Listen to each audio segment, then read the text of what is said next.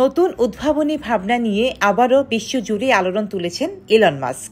সম্প্রতি তিনি এমন এক সম্ভাবনার কথা উল্লেখ করেছেন, যেখানে মাত্র ৩০ মিনিটে মার্কিন যুক্তরাষ্ট্র থেকে ভারতে পৌঁছানো সম্ভব হবে। এই ভাবনাটি বাস্তবায়িত হতে পারে স্পেস এক্সের স্টারশিপ প্রযুক্তির মাধ্যমে, যা পৃথিবীর যে কোনো দুই প্রান্তের মধ্যে অতি দ্রুত যাতায়াতের জন্য নকশা করছে। এই প্রযুক্তি সার অরবিটাল মহাকাশযানের ব্যবহার করবে, যা অভাবনীয় গতিতে দূরত্ব অতিক্রম করতে সক্ষম। মাস্কের এই ধারণা এখনও পরিকল্পনার প্রাথমিক স্তরে রয়েছে, তবে এটি বিশ্বব্যাপী ভ্রমণ ব্যবস্থায় বিপ্লব ঘটানোর প্রতিশ্রুতি দিচ্ছে।